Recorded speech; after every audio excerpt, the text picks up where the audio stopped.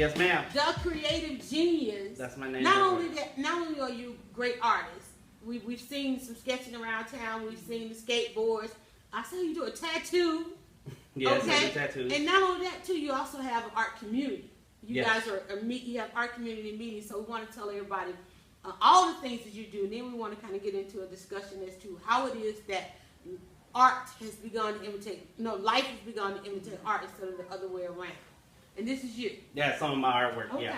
So it's just gonna flow through art. I'm just gonna play some of the work that I do when I do art. Cool. So you can just kind of tell us a little bit of what's going on there. So tell us who you are again, about your community, and about all these different things you do for art. So I'm a full-time artist. I draw and I get paid to draw. I draw for fun and I get paid to draw. So that's awesome. I grew up drawing, and I don't want to do anything else other than just create, inspire others, and challenge myself with my art. Okay. And I've been doing it for 20 years now. Wow. So it's allowed me to also start teaching. Okay. So I teach. So there's 3 parts to my career. So I do my own art, and I have my own art work that I do for people and the art that I do for myself. And I started teaching a few years ago. I've been teaching Illustrator, Photoshop, and anything that has to do with art and drawing traditionally and digitally. And then the third part is the mentoring, because I come across a lot of artists. They email me, they text me, and they ask me questions about how to become a full-time artist, how to get paid for your art, how much should I charge for something in particular, and so they need somebody to give them some guidance and instruction on how do you educate yourself in the business of art. Right. How much should you get paid? And, what's your process should be like? Is that always the biggest question? Yes, and they never, as artists, we never think about that. We never think about it as art as a business. When we start with artwork and we start drawing from however old you are and however young you are. Right. And you look at it as an experience, and then there comes a day when somebody's asking you about a price, and you don't have an answer because you didn't prepare for that. You prepared your talent and your skill, and never that business part of it. I'm always in producer mode, so turn that one portrait so you can lean into your shot, because everybody's like, where's that? So right now it's a landscape. It doesn't do that. It gets wider. That's the thing about Facebook. It doesn't. It's still a square. It's still a square. That's why we fight so hard with the Facebook one over there. That's all right. Okay. So I've watched you. One of the things talking about art as a business. One of the things we working with an artist here Tuoia is trying to get them to decide what's a product and release the product. Why is that such a big debate with an artist? You guys so attached to what you create? Because you start off doing what you love, you feel a great attachment to those things you create. Okay. And the business part of it is hard to face and overcome when you don't ever want to let go of those things you have. And you don't think that other people will appreciate it as well as you do, because and I have grown thick skin now, so you can give me praise or you can give me criticism, and I'll be okay with myself. But in those early days, you feel like this art is an extension of yourself, is a part of you, and anything you say bad about it, now you're talking bad about me. Right. And so there's this fear of I'm not going to be accepted, they're not going to understand what I'm talking about, or that's really what I did for myself and not for anyone else. It's a whole lot of different ways of how artists come across the business. And so there are artists who want to make money with their art, but they want it on their terms, and everybody has to start at a certain level and move their way up. And some just want to skip over and say, well, this is worth such and such. This is taking me so much time, so on and so forth. And it's like, yes, but you have to start. That's another thing too, especially in this day and age, because I think right now, even because of technology, and there's a Periscope comment I'm trying to watch. It's somewhere, and the guys, unfortunately, when we're in this setting as opposed to over in the other one, we can't really see the comments. We're gonna try and pull up. Go ahead and go to Periscope. Yeah, and I think we can probably go back and catch a comment. So I'm gonna ask you to redo your comment while we jump to the Periscope one. But one of the things that I do notice is that there is a greater appreciation for it in that we're in the tech, because you got your Instagrams and so forth. But I don't know that the value of it is still there? Do you find that the value now that everybody can access it, put it on all this stuff, is the value increase or decrease? It increases. Okay. But depends on the hands of who's doing it. Okay. Right. And so, and it depends if you understand your brand and your message. Okay. So that's where the business comes in. And so artists are very raw about their talent and what they create. But then when it comes to mainstream consumption, you don't know where you fit. You don't know how people see you. You don't know how people perceive you. So you have to build that brand. And it's really a message. The brand is nothing but an image, a persona that you want to give the world. And so once you build that persona, the technology can be a great benefit, so you can continue to expand on that persona. Because I remember when I started 20 years ago, if you wanted to advertise, you would just spend $1,000 a month on the Yellow Pages. Exactly. Nowadays, you have the internet and all these technology that you're able to put out content.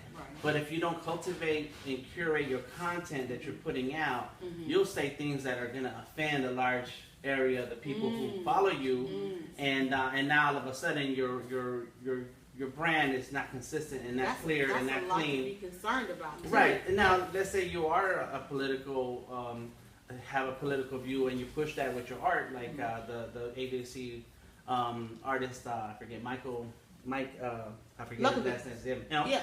And but then that's his brand. That's what he does, and he's become famous because of his art style and the things he has to say. So then that is your brand. People are expected to not agree with him. So it all comes down to how are you using this technology and what is your message. So then it becomes either a benefit to you and a value, or it becomes another way for people to see how full of it you are and how they need to stay away from you. Right. Now, go ahead. Let me ask you a question. In your mentorship, I feel that both sides is very important. The artist and the brand that they want to portray. Yes. Also the business side. And I think what happens is that a lot of people are lost as far as the business side is concerned. So my question is, in your mentorship, do you meld both together so that your mentees have a sense of both? The answer is yes. Okay. And the first piece of advice is not everything is for the public. That's right. Okay, so whatever things you create and do, it's up to you to select and curate. Become the curator of who you are, and let the world see that part of you. But the business part of it is to what you mentioned earlier. Artists don't know what is a product, what is how you merchandise your work, and then that's the business part of it. Right. So we find those things and that work for that particular artist, and not all artists' careers are the same. Some artists are gallery artists. I am a 2D illustrator artist, and there are street artists, and there's all types of different types of artists who we will have to adjust what that business means to them in order to further their brand and their career. And we don't want at any time censor the artist. We just want to cultivate and grow the artist. And that means sometimes, like a plant, you have to cut pieces of the branch off to let the flower out and come out. And so without that, you're kind of just out there and wondering, why is no one paying me for my work? And that's very easy to tell when we look at your work, because nobody wants that, or because you done pissed off a whole bunch of people, and you have no sense of where it's at. And you have to, the art in itself will connect with a person, but when they know the artist and they get to know the artist and the story, then it connects. Then it makes a stronger connection, and it will make the public want to support that artist further, and that's the key. That's great. Melding of those two things together. Yes, it's very important. Yes, very you have to. Art is you, or you are the art that comes out of you. So find the ways to make it work. Yeah. And then not every artist is gonna be the same, so we can't just pinpoint one artist and say he's doing it. You can do it also. You gotta find several artists and say, well, how's he doing it? How's they doing it? How's she doing it? You know, how's DryerBuzz doing it? Right. I wanna be like her. You know, I want my website to have 1 million hits every hour. You know. What about transitioning in your art and making sure if you see that you have an audience and you've got customers? What about transitioning? Because I know you do a lot. You're in a bunch of different spaces. Was there a space that kind of pulled you in to it because there was a growing love for it, and then you got to try to figure out, okay, this might be outside of the business model a little bit, but still there's a love for it. Do you try to satisfy that? So my career is unique in the time that it happened. Mm-hmm. I started getting paid for my work in 1995 as a tattoo artist. Mm-hmm. And see, back in those days, many years ago, there was 5 tattoo shops in all of Georgia. Right. Now there's 5 in every neighborhood. When I started my career and I started doing artwork and tattoos, it was a very non-conformist type of thing. Right. And not everybody was doing it and so on. And I'm still not doing tattoos below the wrist and on the face because of society's prejudice. And because it has evolved now in the last 20 years, and now tattoos are like putting on a shirt and a hat. Right. It helped that I started my career in those days, and now that has blown up. I'm one of those people that've been around all this time, and so it was something. It wasn't new, but it's something that bloomed. Okay. And so today's artists, it's kind of hard to be the one of those people who are blooming, even though you as the marketer that you are, you actually have been writing that way for years now, and I've seen you and so on. So some people happen to be in the place where they're doing something that they're passionate about. I was passionate about art and tattooing, and then rolled away when it came around. So now I still do tattoos. I still have clients who call me, and I set up appointments, and then we do the right. So you kind of have to go back. Well, so that's what's old is new again. Sure, but you have to start with that thing that you're passionate about. You know, so I was passionate about drawing, and then say, hey, how could I draw on people's skin and then pay me? Right. Well, then that was tattooing. So whatever it is that you want to do now, find the thing that you're passionate about. What drives you? What moves you when it comes to your art? And then find that wave you can ride.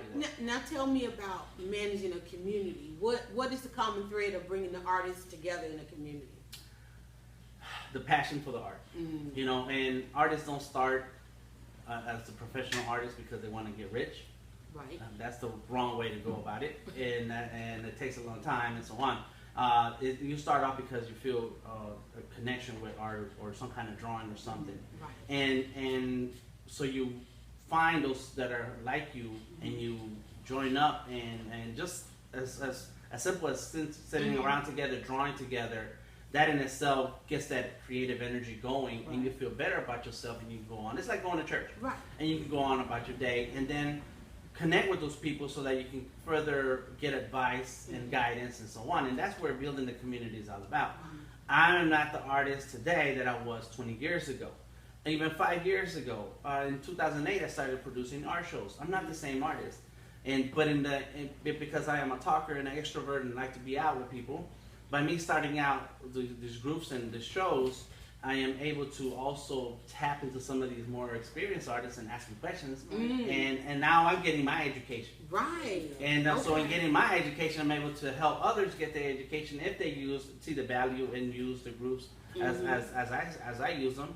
And then they're able to further along. Growing up, I was the only artist. I was the only artist in my neighborhood. I was the only artist in my school. I was the only artist in the family, and so on. And so now I don't have to be that lone person, and I can be around other artists. And that's the value. That's the reason and purpose of any group of people, is to commune together and build together. And hopefully we all find our place in it. And you never look at another artist as competition. You look at them as inspiration. That's right. It's like, whoa, you did that, let me see that. I need to study this because I need to get good like you. You know, or when I see artists getting opportunities for big projects, it's like they're paying an artist. That's great for me because I'm an artist, and that means they see the value of paying somebody for this talent and for this work. And through that process, and what we mentioned earlier, the foundation of what the art business is about, is finding ways for an artist to get paid to continue to produce more art. Artists are selfish about why they produce certain things, but then also you're able to see things in a much wider view and put that into your art, and that benefits the community, and that helps bring communities together. Some of these murals that happen around town, they're there to connect everybody with each other, and so it helps to support the artist in order for him to continue doing more art. You got some comments over there. A whole lot of comments. Let's see what they say. My dear old friend, all right, Dan is the best teacher, and I can attest to the help. Amen. Those are my testimonials, huh? There you go. And you know, I always say, gotta have your testimonials in the timeline. Speak to me about, I heard you say artists are selfish. Artists are selfish, yes. And whenever you see an artist starting out, What do? They by themselves. Mm-hmm. It's them and their art. It's them and their talent. That's it. It's not a group thing. It's not a community thing. It's just you, that person, and their art. That's it. And that's a selfish type of thing. Yeah. When I grew up, I was instead of listening in class in school, I was drawing. Instead of finishing calculus class, I said, nah, I want out of this class. They put me in regular math class, so I didn't have to pay attention. I could draw more. Right. When I was in the Marine Corps, I used to get in trouble for sitting at my desk drawing because I was doing admin work, and so I would draw all day and not do my work because that's a selfish thing. It's like a drug. You got to get it out, and you have something that's right. You're constantly connected to this thing, and you're shutting the world out. And when other kids are playing basketball and football, I'm sitting around drawing. And so it's a selfish thing that it comes from you and it's of you and you're very passionate about. Yeah. But as time goes on, little by little you let other people in and you start showing them stuff. Wow. And I'm a bragger and a big talker, so the first thing I'm gonna do is I'm gonna brag about my work and say, check this out.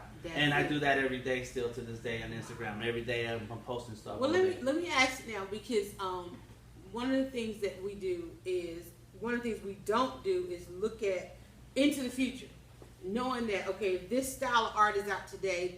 We know okay, there's a population that loves it, but we don't think about the fact somebody coming back for the future is going to look at this and wonder, okay, what is this? Just as we go back and look into the past, do you think about that when you're creating art? Like okay, like the one picture I put up of you, it had the sisters in the background, okay, and do you think that when you create a piece, what is this going to do 10 years from now, 20 years from now? Because think about museums. We oftentimes go back and we can look at a piece of art that was 50 years ago and we can see how it influenced, what the influence was. When you create something and it catches on and becomes a trend, do you think about what are people going to think about this 10 years from now, 20 years from now? Right. I don't think we think that far ahead. I know I haven't, but some of the projects that I work on, I know that's the purpose. From the beginning, we know that yes, I have to present this to a whole community. They have to agree that this represents the message they want to give, and then I will get to actually do the project. And so sometimes you do think about, and then client work too. Clients come to you and say, this is what we need, this is what we want, and they're about to do some campaign, and they need your artwork with it. So you do think about what is it going to say about me, what's it going to say about my art, and that's where sometimes you choose the clients you work with. You're like, that's not a message that I want my artwork in. I'm sorry, I can't, I feel that way too sometimes when I'm blogging. Like some things I might want to just say it on social media because I know it'll go and be fleeting. But then there's some of it I want to capture on the blog because then I know I'm archiving that. And that's a piece of history. And I can see, oh, this can have some impact, or we can always come back and revisit this. Even when we're doing sculpts like this and like everybody think, okay, it's Facebook and it's Periscope. But there are things that you could capture. Like I remember rushing out to an event because I knew there was a person on the panel, and if I could just get just a little bit of something that they might say that's gonna live for so long, So and it is something inside you that does that. I don't know how I decide on what I go to and what I blog about, or why even, or what keeps me in blogging, even at this time when it's like you said, it's oversaturated. It's a million bloggers out there, and it's a million people probably live streaming right now. But to turn it into a conversation that is something that's going to feed the community, not everybody's going to have that thought process. Right. That's right. And sometimes the reason why you do what we do, and like me doing the podcast that I've done, is that people come to you for those answers. Yes. Even though there's a ton of info online, and Lord have mercy, all you got to do is type in Google and then do a search on that particular subject. They come to you. They come to you. And my wife tells me, well, they want you to give them the answer. So then now I say, okay, because I am a talker, I'll say, okay, cool. How am I going to package this? You take on that responsibility. Yeah. So then I go ahead and produce it and put it together. Wow. And so like that's with the podcast again, Art is King, and you can find us on iTunes. And we have 90-some interviews with artists sharing their experience. Wow. And so yes, we catalog. Did you create Art is King because there are vehicles out there for artists, but did you create it because you felt something was missing? Yes, something was missing, but also because they keep asking me. People keep asking me. Okay. And instead of me answering every email and every phone call all day long, every day. Exactly. Okay, I got you. You know, me and some friends decided that we're going to set aside a day to all come together, and anybody who has questions to come in and get the answers. Right. To this day, I'm still the only one out there pushing it, and I have made collaborations around town with other organizations who are devoted to helping the artists, but their levels in which they help the artists on a higher level on when the artist's already taken off. Okay. And our so that's where we found the gap is that our spot is where the artist is lost and they don't know which way to turn, and they don't know which step, second and third to go. Right. And sometimes we have to bring the artist right to that beginning, because they'll be trying to fly and they have no idea what's going on, and they ask me a question like, yeah, but that's not the answer you need right now because you're missing a few things, and so we have to go back. The more you miss. Because I get asked that question a lot when I tell people that, having interviewed people over the past 14 years, we come for the celebration. We are there once they, like you said, once everybody gets to a certain level and it looks like they got a little bit of success, we're there. But what I found in all the geniuses and brilliant people that I've interviewed, they all have the same beginning. No one was there. That's right. It was me and an idea and a nurturing, and then trying to get people to support. It wasn't until somebody started with the value of them that's when people started to hang on. Not even people who are wildly successful today will still tell you it's still just them. Yes. It's still literally like just them doing it. I was interviewing somebody, and she said that she'd won all the scholarships, you know, and all these things were great, but nobody ever asked her how she ate or if she had anything to eat. You know, everybody want to say, "Oh man, yeah, she's got scholarships, she's got this, that, and the other," but none of the things she won, none of it paid for food. The very basic. The very basic needs. So she said we've got to make sure that we give people these wraparound services. You want to jump in on the art talk? Come on. I'm just listening. Come on, jump in while we You're saying a lot of good stuff because Thank you. I'm still back. Okay, so come into the You see shop. my work on the wall, but Well, let's have a talk about it. Yeah. Come on in. This is why we do Come on art in. talk at Yeah. Tuoia. Y'all, we're trying to get Cheryl And we're Marcy here. Brown, the proprietor of Tuoia, into the shot, into the conversation, and voila! and you're resonating. Tell everybody again. You said you resonated with it. Oh, I'm understanding what you're saying because I'm still there. You know, like I have pieces. You know, I draw, but how do you eat from it? Right. You know, how do The you? business side of it. Right. This is the artist we work with. Yeah. Is like the business side of it. And I'm not that person. I'm not that person. Right. I'm not like you. I'm not like her. The extrovert to get out That's there right. to talk to brag Yeah. to boast. And that I picked up from my mother because she sold Tupperware and Shaq Me and Avon. So the And salesman. So she's out there, and so as a kid I watched her sell, and so now it's like, what So do I how have? do I'm you- art. How do you get an artist to transition into sales? Because that has been the biggest debate that we have, right? So the basics Always. of any business is money, right? That's it. That business is about you selling something in exchange for money. Yes. And so then, so you have to focus on that transaction. Where does that transaction take place? Now, of course, you have a business in a space right now. So the only time there's a transaction is when somebody walks through the door.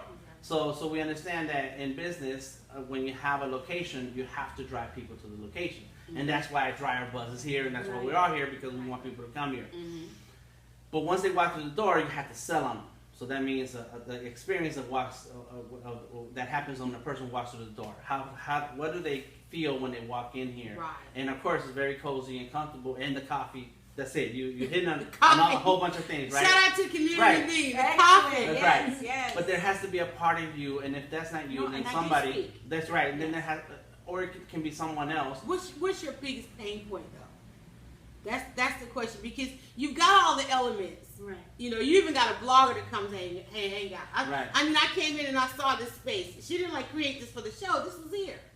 So, what is the pain point? Because I'll come in and say, okay, you got this in, you got just Right. post it on Instagram. Well, I was going to get to the end of that part, and I see 2 pain points, but then you can tell us. But one of them is going to be what happens when the person walks through the door, and that means you have to sell it. You have to sell them on anything, and you have different things, and I'm sure different price points, and that's perfect. So that's where it's at. So now the key becomes bringing people in. How do we get people in? The second part is you as yourself as an artist, you know, and so then the transaction is not always going to happen here, because we have social media and the internet nowadays. This artwork needs to be somewhere out there where those people who connect with this artwork can find you and say, I want that, I'll buy that. How much is it? Website. Correct. There we go. So then the next step is, how do we find that customer? And that means finding the category that your artwork fits in. I hate categories and so on. I never went to college. I never went to school, so I don't care about that school stuff. Right. Our art is art, right? But there are people who like certain particular types of art, and we have to find those people and define who those people are. So then that's where you push your social media towards. That's who you tell your website about, to those type of people. And if you don't know who they are, then all you have to do is look back at all the people that have bought your artwork, and then you'll figure out who is your customer. Is it the teenager? Is it an adult? Is it an elderly? Is it a business? Is it a corporation? And so on. You know, that's how you fine tune who your customer is, and then you say, well, how can we find them? How can we get them? My customer for Artist King is another artist. So I go out and promote Artist King everywhere I go, where there are artists, and I hand out stickers and so on, and that's how I get their attention, right? They like stickers. I like stickers. Okay. So yeah, so I hand that out. And then when it comes to my customer for design and artwork, I hand out the sticker that has an illustration. And I'm pushing this illustration in order to get them to see my talent. And I get business. People will see my sticker at a coffee shop and call me and say, hey, I saw your sticker at the coffee shop and I saw your website. And so it's just finding what can you do, put out there to find that customer that likes your work. And there's our train. There's a train right on time. And as an artist, for you, what I tell artists, and this is of course broad because we have to hear more about you, is put some of your artwork, the most popular artwork, the most prettiest, cleanest artwork that you like on a sticker and hand that out. Hand it out. Right now, stickers are like the biggest vehicle out there. People love stickers, right? Wow. Just throw it on a sticker. And my laptop is full of stickers, and people love stickers and stick them in places. And your sticker and your website, and that's it. And people will pick up your sticker and be like, what is this? This is amazing. I love this. If I could have a 20-foot frame of this, that'd be awesome. What do I know? Where can I get more info? Well, there's a website right on there. Right. Look it up. So and then the entry level product, entry level into the conversation, entry level product, and it grows from me. Right. You have to show them something that they can connect with. And so that's you as an artist. That's what's first. Find those people you can connect with. You know, I don't go to artist conventions to sell my artwork. They're artists. I go to real estate conventions. I go to technology conventions. Exactly. I go to other places where there are no artists. I'm the only artist in the house. I walk through the door of a technology conference, and the first thing I'm doing is handing out cards and saying, hey, I'm Dan. I'm a 2D illustrator. Hey, I'm Dan. I'm a 2D illustrator. Not everybody's my customer, but 2 years later, they'll be like, hey, you know, you gave me your card that time, and you were such a nice guy. Hey, there's an opportunity here, and can you do this for us? Well, what does it pay? You know, and I like that. I like that because I get questions all the time. People ask me, well, DryerBuzz, I didn't see you at the bloggers conference. Okay, I've kind of been blogging for 14 years. I don't need to be at a bloggers conference, but like you, I'm at the real estate. I'm in places. My website teaches people how to use social media, so I'm not going to be in the spaces where people are experts at social media.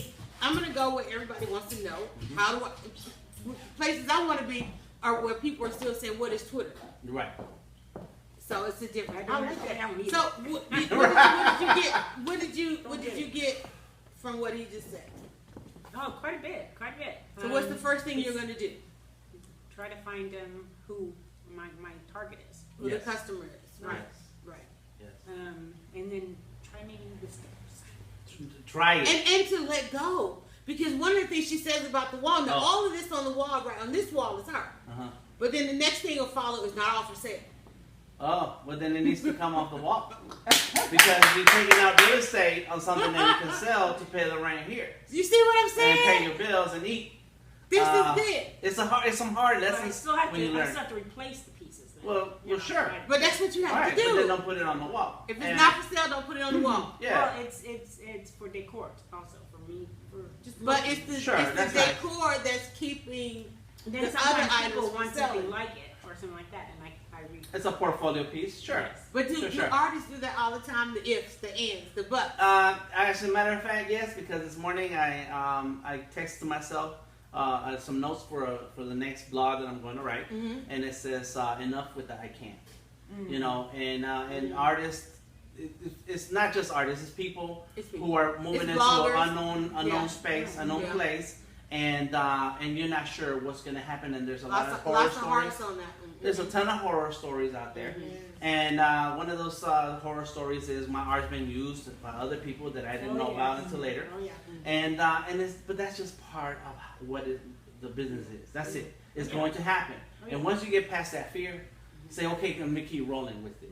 And every artist's career goes like this. All right, it's never a straight shot unless you have a team of people behind you doing your hair and makeup and then pushing you out there. That's the hard You know, part. and then you're just used anyway. So it's never your success. So because of those twists and turns, you have to be open to that, to the experience and what's going to happen. But you just have to stick to the basic principles of what business is, and know that every opportunity out there is not an opportunity unless it is paying your way to further your goals. And if that opportunity fits your principles, then you keep moving. If it doesn't fit your principles, say thanks, but no thanks, and then you keep rolling with what it is. But you can't be afraid. You have to let go of that I can and not be afraid, and be okay with failure. It's okay to fail small with some of these pieces, but succeed big with this space. Succeed big with your career and your brand and who you are. Wow. It's fear. Fear is hard. I had to let go of mine a long time ago, and it was snatched from me a long time ago. Because and we talked about that fear. One of the things when people say fear was that false evidence appearing real, I was like, no. It is factual experience, and actual realities, you know. But the trauma of it keeps us from trying it again. You got to be willing to try it again with different people, and you'll get different results. And then guess what? You'll have less trauma and more success. Right. You know, but you gotta get past it and get to. It's that breaking of the egg to make the omelet. Oh. You know, and you deserve success. All of us deserve success in our fields because you're true and passionate to that which you're working on. Right. Okay, so it's not a gimmick, it's not a trend. This is who you are. This is what you want. You deserve that success. Give yourself a chance. It's gonna hurt a little bit, but you got to do it. Right. Even Michael Collier, before he left, he asked me. Everybody. Right. Yeah. He asked me he said, what's her story? What's her story for her shop? You know, did she retire and then she's doing this? You know, there's a story of it. He was looking around trying to figure you out in the space. You know, because people want it. That's just where we are. Right. That's just where we are. You with Tuoia. It's not. It's like this is. I need the story so I can go and continue this telling the story of Tuoia. It's the same way with my blog. It's like, you know, I only want to talk about this, that, and the other. But yet, okay, I could have done the hair industry. I could have done the hate industry. I could have, you know, all of that. But I was like, no, I want to blog about this, that, and the other because it's what I love. You want to see there's a business side. Right. But that's the business that you want to see other businesses succeed and use the tools that we have out here. Yes. Right. And so that's how I feel about artists, and not just in my career too. I want to use all the tools that are out there to further my career and make more money so I can support my family and we can all live in the level of success that we believe success to be. So yes, it's a passion that we want to see others move forward, and so we have to share, continue to share. Thank you guys on the comments and the hearts. Like I said, because of the camera positions we can't all see around us, we can't see. And I brought the laptop to actually shows all the comments, and it's been a buzzing day, and I didn't get a chance to set up. There's a new thing where you can see the comments on an app. So we're gonna all watch the replays and get back to everybody. But I want to talk to you because technology. The more and more we ask for technology. We like to talk. We like to talk a lot. Right. The more and more we embrace technology in art and in all the things that we do, is it going to hurt the industry? Especially when you get to the new virtual reality, augmented reality, shopping and all that stuff. Yes. There's a meme that shows a digital artist saying, "I'll never be as good as the greats." And then 100 years ago, there's another picture of another artist. Da Vinci, somebody saying, "I'll never be as good as the greats." and then there's a caveman on the wall, smashing paint on the wall, saying I'm the greatest. You know, you can never say that what's happening before was better than what's happening now. Oh. You know, what you can say is it's a different time and there are different tools. You know, you're not going to build the house with a regular hammer nowadays. You got machines that drive nails into it. Why kill yourself? So use the technology today and use what's out there. And not everything is out there for you. I'm an extrovert again. I have Periscope, Twitter, Instagram, Facebook, Tumblr, YouTube, all that stuff. And podcasts and everything. But that's not for every artist. I just want to reach as many artists as possible. But when it comes to my career, I am selective about what I do and what I produce because I'm looking for my customers. Okay. And so wherever your customers may be, then that's that vehicle that you use to get to them. You know, so a lot of times it's going to be in person. I can see children's book conventions and children's illustration events and so on, where they're looking for illustrators or something. I don't know. We have to talk more. I have to hear more about you to give you very specific stuff. Right. But there are vehicles out there, and you have to use them. So look at them as a tool belt. Right. All right, you have the big tool belt, put it on, and you know what your mission is for today. Which tool are you going to need to have for that moment? And then and get good at it. And you don't know nothing about Twitter, Instagram, Facebook, and all that. Well, pick one and try it out and see what that's like. And once you learn it and get familiar with it, see what kind of response do you have. Right. If you don't get the response you're looking for, move on to the next one. That's the big key right there. Move on to the next one. If you don't get the response, move on to the next. A lot of times we'll beat that dead horse. Yeah. All day. Yeah. All the time. All day. I know we got to end. We had a train. I have one comment. Yes. As far as business owners are concerned, and that's who I work with. Right. Everybody that's on this scope, whether you're on Facebook, whether you're on Periscope, I need you to rewind, and I need you to listen succinctly to what Dan has said, because what he has said so resonates with me and should resonate with you as a business owner, because he's talking about business. Right. Not just art, but he's talking about business. So please do yourselves a favor, rewind this and listen. Listen intently. Take notes to what he's saying. I think that you should talk not just to artists. You should be back. But to business owners as well. Because there's so much that they are missing, and you have answered so many questions, and I think it's really important. Awesome. And I appreciate you. Yeah, Well, I thank you. learned a lot. I learned a lot myself. Sweet. But like I said, you do have a community. You have podcasts. So I have artistking.org. That's for artists. Then my website is DaCreativeGenius.com. DaCreativeGenius.com. And then my own personal website, where it's just all about me, DeltaTangoMike.com. And I mentor artists in the business of art. Is that you on Instagram, Delta Tango Mike? Delta Tango Mike. Okay. And then I mentor artists in the business of art, but also do business coaching. Okay. So I do Very good. work with businesses, and my wife and I have been building websites for 20 years, AzaleaCreativeGroup.com. And so when a business comes to us and says, I need a website, we don't just build a website, we talk to them about the business and how they structure things and say, what's going to happen next? Yeah. How do you deal with situations, and how are you running your business? Because one thing I learned a long time ago, we were spending $1,000 a month in the Yellow Pages, and my complaint to the Yellow Pages guy was, well, we don't see any return on our money. And he says, well, what happens when they walk through the door? We did our job. They opened the Yellow Pages, saw your ad, came. What happens after that? And then that's my job. And I was like, whoa, it's on me now. And so that's what we do when we talk to businesses and our clients and say, yes, I'm going to build you the website, and there's going to be a ton of people coming. What are you going to do now?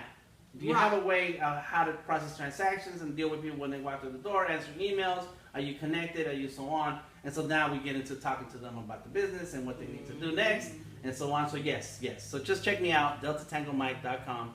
Yes. You guys get to see Tuoia just through these little glimpses that we do on the show. But I want you to go to Tuoia.com and learn more about what happens here in the space. And as a matter of fact, we're going to end. We're going to come back. And we're going to do an after scope. Oh joy! There you go. Yes. So yes. I'm going to let her get a little bit of coaching from Dan. And he's going to coach her. She's going to come back and do an after scope and tell you all the wonderful things about Tuoia. Because every time you guys see me, you guys go, what is Tuoia?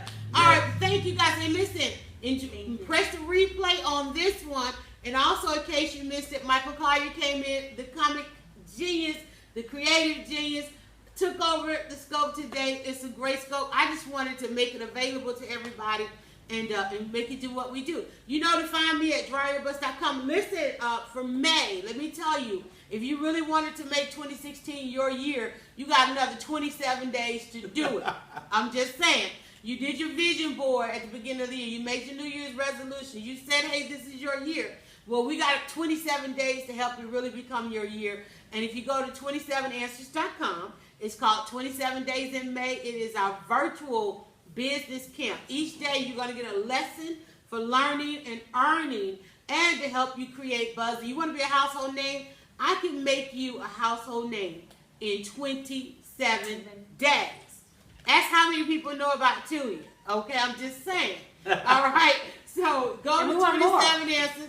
Go to 27answers.com and sign up for 27 Days in May, the virtual camp. And I'll talk to you guys later. Everybody say bye. And look, there's my warning. Learn and earn. Bye.